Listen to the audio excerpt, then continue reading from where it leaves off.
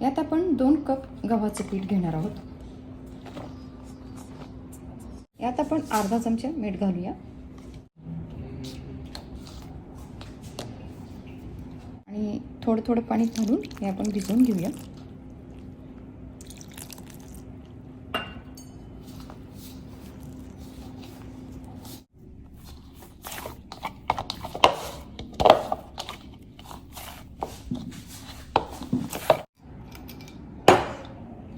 तर थोडंसं तेल घातलं यात आहे. आपण आता हे झाकून ठेवूया. तर हे बघा, आपण कानोलीसाठी पीठ भिजवलं.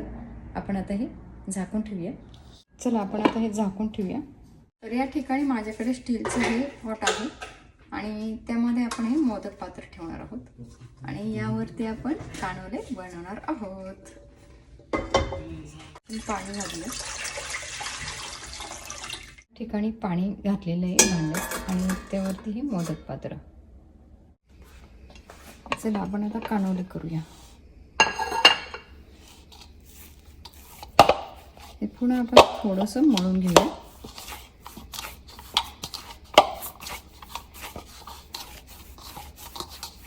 ओके, छान. चला आपण याची गोळे बनवून घेऊया. तुम्हाला किती मोठे पाहिजेत किती छोटे त्यानुसार तुम्ही बनवा. तर हे बघा, या ठिकाणी आपण हे गोळे बनवून घेतलेले आहेत. हा गोळा आपण पिठात बुडवून घेऊया.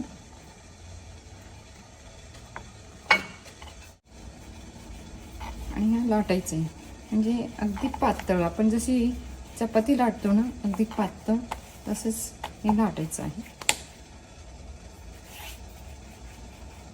अगदी एकसारखी लाटायची.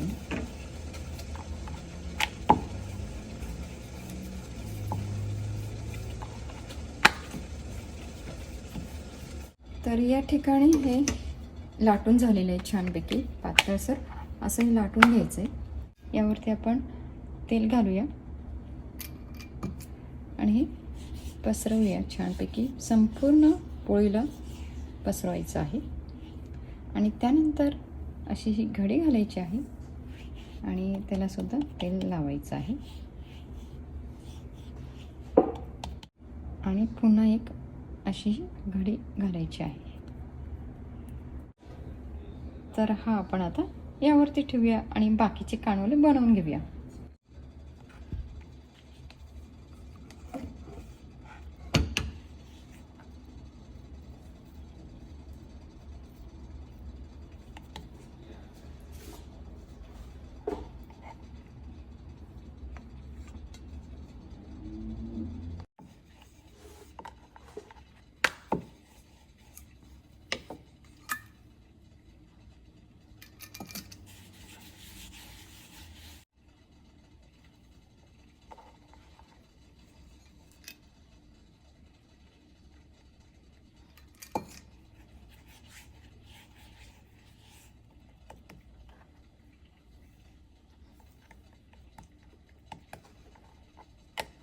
चला, या ठिकाणी आपले हे सगळे कानोले बनवून तयार झालेले आहेत. थोडंसं आपण याला तेल लावून घेऊया. चला चला यावरती आपण आता झाकण ठेवूया. तर या ठिकाणी कढईमध्ये आपण हे मोदक पात्र ठेवलेले आणि इकडे एक ठेवलेलं आहे आणि इथे एक.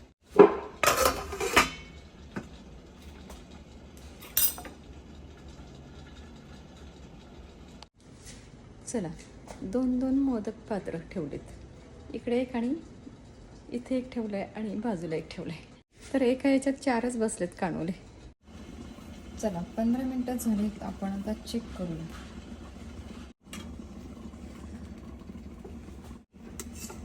तर या ठिकाणी आपले हे तयार झालेत. हे बघा, दिसले? खूपच हॉट आहे. हे बघा.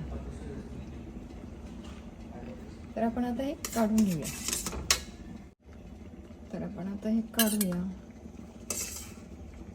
खूपच हॉट आहे. तर सावकाश काढायचे. हो.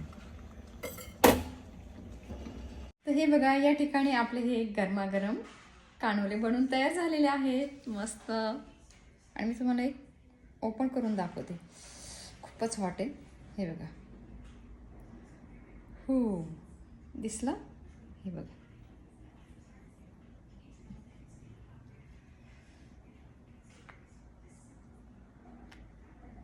तर तुम्ही हे नक्की बनवा.